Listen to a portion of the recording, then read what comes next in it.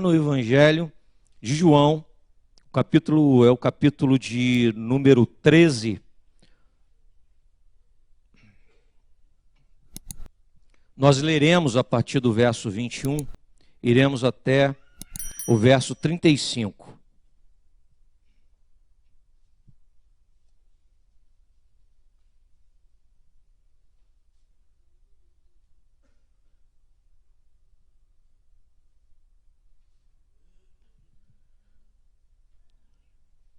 Eu lerei, os irmãos acompanharão da maneira que se encontram. Diz assim a palavra do nosso Deus. Ditas estas coisas, angustiou-se Jesus em espírito e afirmou: em verdade vos digo, que um dentre vós me trairá. Então os discípulos olharam uns para os outros sem saber a quem ele se referia. Ora, ali estava conchegado a Jesus um dos seus discípulos, aquele a quem ele amava. A esse fez Simão Pedro sinal, dizendo-lhe: pergunta a quem ele se refere. Então aquele discípulo, reclinando-se sobre o peito de Jesus, perguntou-lhe: Senhor, quem é? Respondeu Jesus: é aquele a quem eu der o pedaço de pão molhado. Tomou, pois, um pedaço de pão e, tendo-o molhado, deu-o a Judas, filho de Simão Iscariotes. E após o bocado, imediatamente entrou nele Satanás. Então disse Jesus: o que pretendes fazer, faze-o depressa. Nenhum, porém, dos que estavam à mesa percebeu a que fim lhe dissera isto. Pois, como Judas era quem trazia a bolsa, pensaram alguns que Jesus lhe dissera: compra o que precisamos para a festa, ou lhe ordenara que desse alguma coisa aos pobres. Ele, tendo recebido o bocado, saiu logo, e era noite. Quando ele saiu, disse Jesus: agora foi glorificado o Filho do Homem, e Deus foi glorificado nele. Se Deus foi glorificado nele, também Deus o glorificará nele mesmo, e glorificá-lo-á imediatamente. Filhinhos, ainda por um pouco estou convosco, buscar-me-eis, e o que eu disse aos judeus também agora vos digo a vós outros: para onde eu vou, não podeis ir. Novo mandamento vos dou, que vos ameis uns aos outros, assim como eu vos amei, que também vos ameis uns aos outros. Nisto conhecerão todos que sois meus discípulos, se tiverdes amor uns aos outros. Senhor nosso Deus, depois de nós lermos a Tua palavra, Senhor, nós queremos te pedir, ó Deus, que mais uma vez o Teu Espírito Santo que habita em nossos corações possa lançar luz sobre o nosso entendimento, para que nós possamos compreender toda a palavra ministrada por Ti, Senhor, como boa, perfeita e agradável. É a oração que nós fazemos em nome de Jesus. Amém, Senhor. Amém. Irmãos, mesa posta, Jesus Cristo, e no entorno da mesa os seus apóstolos. Naquela noite, na noite em que ele partiu o pão e disse: esse é o meu corpo que é entregue por amor de vós. Naquela noite, na noite em que, depois de ter dado graças e partido o pão, ele tomou o cálice e disse: esse cálice é a nova aliança no meu sangue. Naquela noite. E quando nós pensamos acerca da representação daquela mesa, quando Cristo, Ele mesmo, se coloca como aquele que daria o seu corpo, aquele que se entregaria por amor, abrindo uma vereda, uma senda, um caminho para junto de Deus. E tudo isso por graça e misericórdia. E um caminho que se abriu, um caminho de amor. Essa via é via de amor, via pela qual eu e você trafegamos hoje. Eu e você caminhamos hoje, e todas as vezes que nós nos unimos no entorno da mesa, nós estamos fazendo menção acerca desse caminho, nós estamos fazendo menção acerca dessa via por onde nós trafegamos pela graça e pela misericórdia de Deus. E no texto que nós acabamos de ler, nós podemos destacar que pela via do amor, nós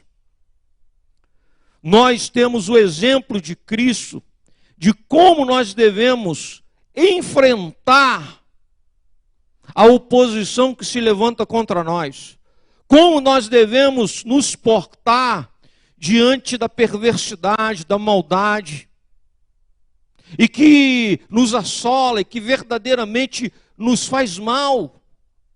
O próprio Cristo nos ensina, e essa é a via. Veja, quando nós observamos o próprio Cristo, a partir do verso 21, diz o texto que ele angustiou-se em espírito e afirmou: em verdade vos digo que um dentre vós me trairá. É a dor, é a angústia, diz o texto que ele se angustiou na alma, profundamente, no entorno da mesa, na mesa que é o símbolo da entrega, do sacrifício, daquele que se dá, daquele que se derrama. Ali no entorno da mesa, o espírito angustiado, o espírito daquele que percebe que o que está mais próximo, aquele que caminhou junto, aquele que estava ao lado, aquele que ouviu todas as palavras, aquele que foi testemunha de todos os gestos, aquele que percebeu o agir de Cristo Jesus em favor de todas as pessoas que estavam à sua volta, no decorrer de todo o ministério, testemunha de cada milagre, de cada feito de Jesus, ali ouvindo cada mensagem, cada pregação. Aquele era o traidor. Por isso a angústia.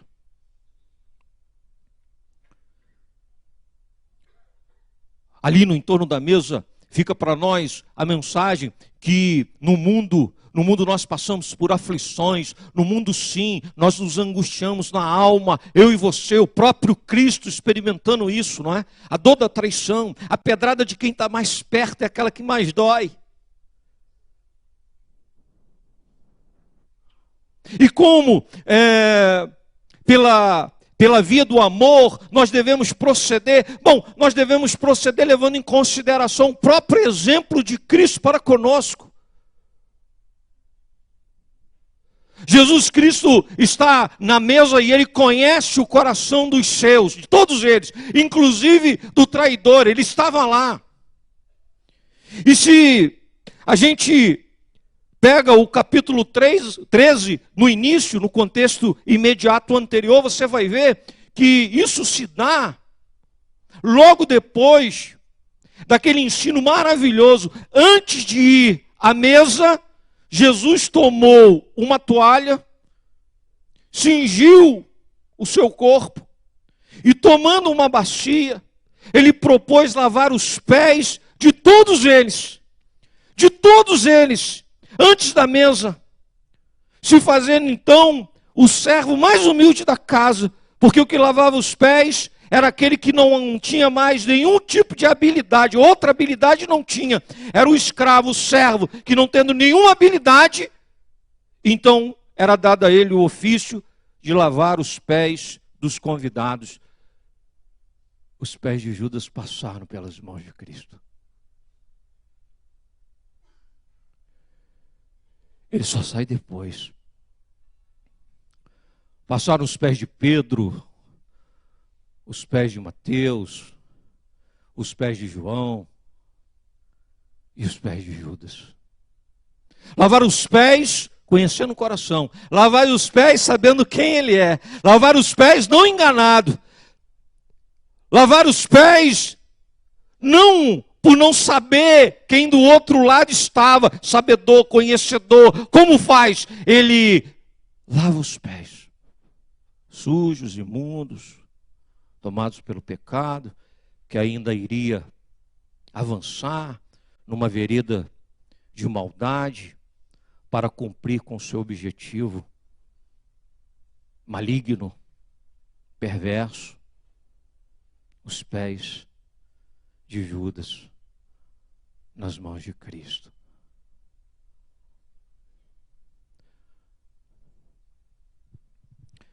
Diz o texto que depois de anunciarem, e todos ficaram ali perplexos diante daquelas palavras de Jesus, que no meio deles havia um traidor, então eles começaram a indagar: será que eu sou esse que nesse dia trago tristeza ao coração do mestre?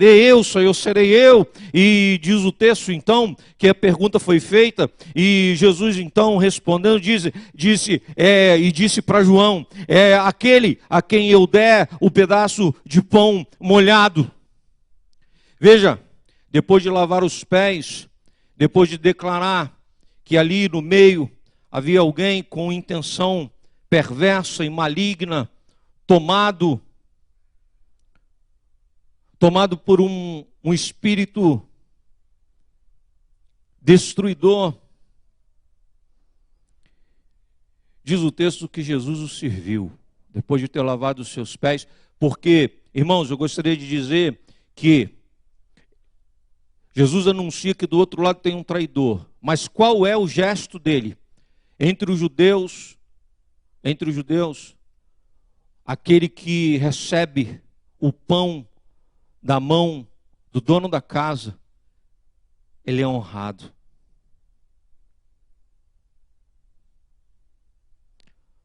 O que estava pronto para trair, o que estava ali para fazer o mal, como ele é tratado por Jesus. E aí, pela via do amor, com o bem, nós enfrentamos o mal. Diante do gesto maligno, o nosso gesto sempre será um gesto benigno. Diante do traidor, nós continuaremos sempre com a postura comprometida com a verdade, porque aquele que chamou, honrou o chamado até o fim. Jesus, que encontrou Judas no caminho e o chamou para segui-lo, o honrou até o último instante. Já lá no jardim, quando ele já havia planejado e arquitetado entregar a Jesus para os seus algozes, diz o texto que ele usa de um artifício para que aqueles homens que foram buscar a Jesus para prendê-lo, o artifício que ele utilizou porque era noite, porque estava escuro e porque os apóstolos também estavam lá, para saber exatamente quem era Jesus, ele iria se aproximar, iria beijá-lo. Eu gostaria de dizer para os irmãos que isso fica muito claro, deixa muito claro para nós, que essa era uma forma dos servos do Senhor, os seus apóstolos, experimentarem da comunhão, com afeto, com carinho. Não era algo estranho se aproximar de Cristo e o beijar. Não, aquele era o costume, aquela era a maneira, aquela é a forma. Eu vou chegar lá e vou beijar, porque é assim que a gente faz. Mas aquele que eu beijar, esse é aquele que eu entrego, esse é aquele que eu vendo. E diz o texto que Jesus, ao receber aquele que veio com esse intento perverso e maligno, Jesus se vira para ele e pergunta: o que queres, amigo? O problema sempre esteve no coração de Judas.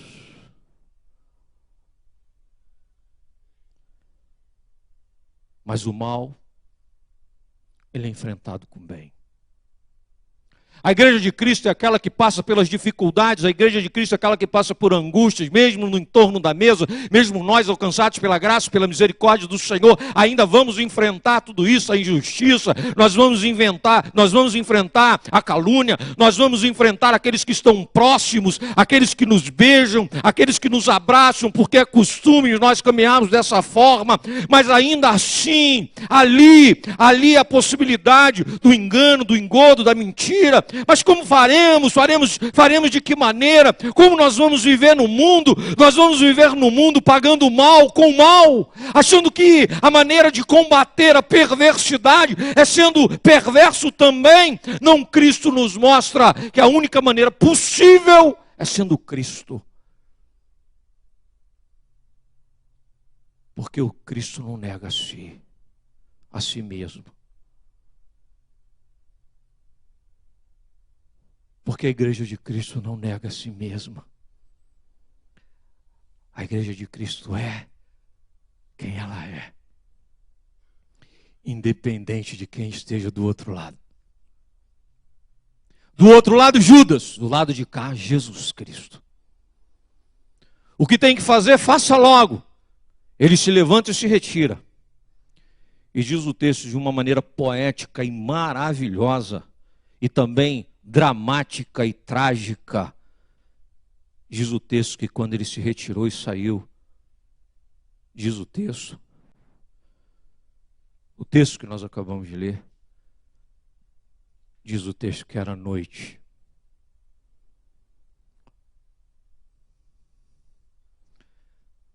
Era noite.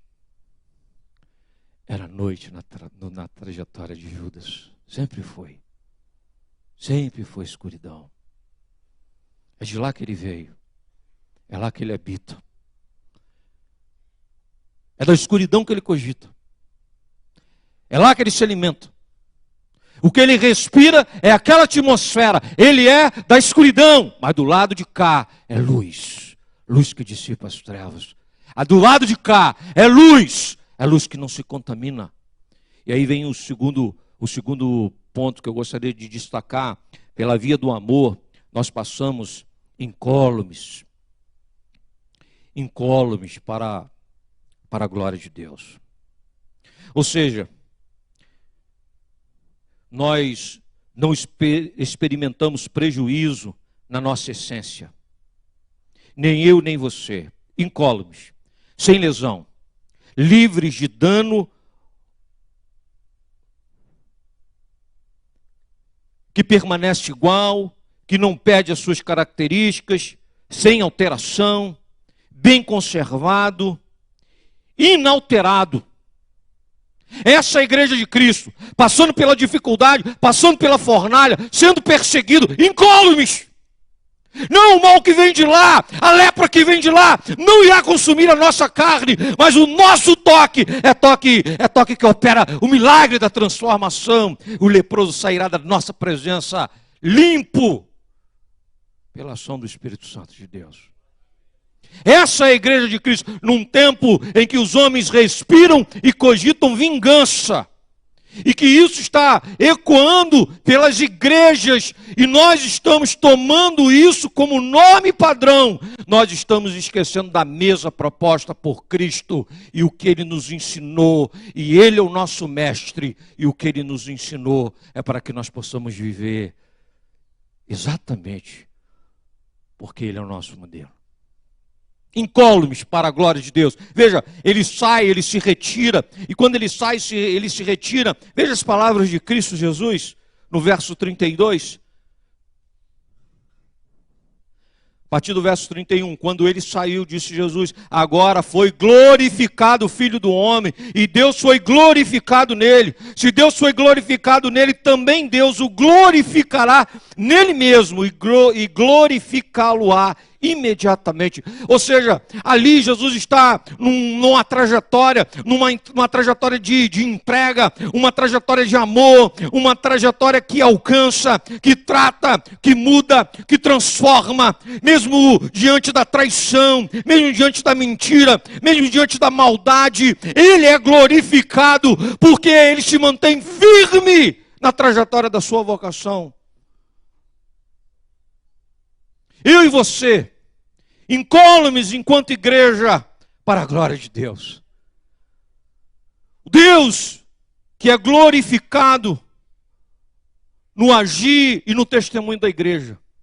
Deus que é glorificado no agir e na missão do Cristo, é glorificado também no agir e na missão da igreja. Nós ouvimos isso pela manhã, através da mensagem do nosso irmão presbítero Silas, falando sobre a importância do nosso testemunho, a importância da nossa postura, incólumes, vivendo num mundo mau, um mundo perverso, mas intactos na nossa natureza, de transformados e mudados, e daqueles que andam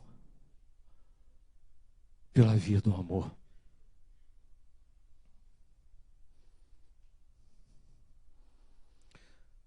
Para a glória de Deus.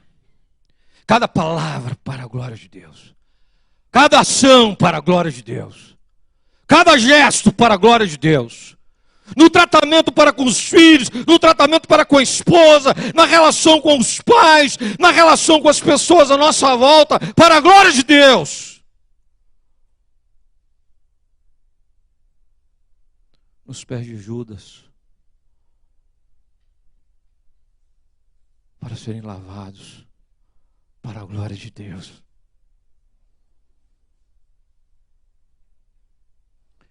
Para a glória de Deus. Irmãos,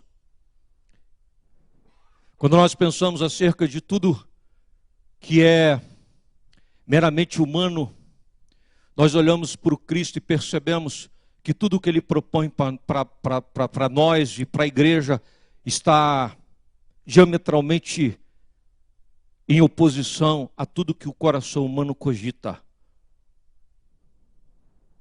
O coração humano, ele jamais cogitará do perdão, ele jamais cogitará acerca do receber aquele que sabemos que vem para nos agredir, que vem para nos machucar, que vem para nos roubar, nos subtrair, olhar para ele e ter olhar de misericórdia. É impossível para mim e para o Jonas, é impossível para você, mas nós fomos alcançados pela graça de Deus e agora já não andamos mais segundo o nosso caminho, a nossa vereda, nós andamos pelo caminho e pela vereda, nós andamos pela via do amor. Só é possível em Cristo Jesus. Eu não podia ir nem você. Mas eis a mesa posta como naquela noite, na noite em que Cristo foi traído, disse Paulo, levando em consideração tudo isso que nós acabamos de ler, naquela noite, noite dura, difícil, noite de angústia na alma. Para nós, noite de festa, porque Ele se entregou. Para Ele, noite de angústia, porque Ele é o sacrifício, porque é Ele que se dá. Para nós, vitória sobre a morte. Para Ele, a cruz que se aproxima. Para nós, a vitória no sangue derramado na cruz do Calvário. Para Ele, o próprio sangue se esvaindo por amor da minha vida e da tua.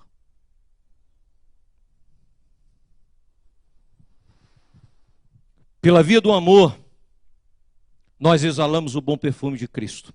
Aí, nós que aprendemos do Mestre, como nós devemos agir mediante a perversidade, nós que aprendemos que como igreja passamos incólumes, ou seja, não experimentamos prejuízo porque somos tocados pela maldade, porque ela vem na nossa direção e toca a nossa pele, mesmo que seja com um beijo. E aí, nesse caso, o beijo machuca muito mais do que a espada. É ou não é?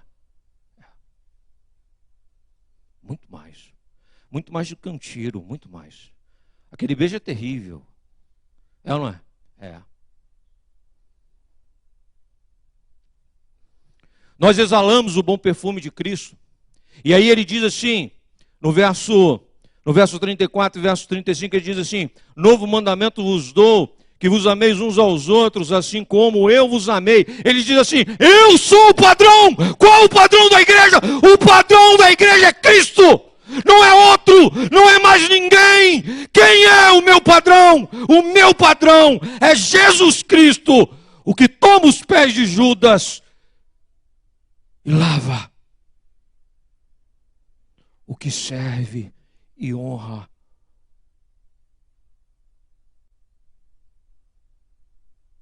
o que recebe o beijo e trata aquele que vem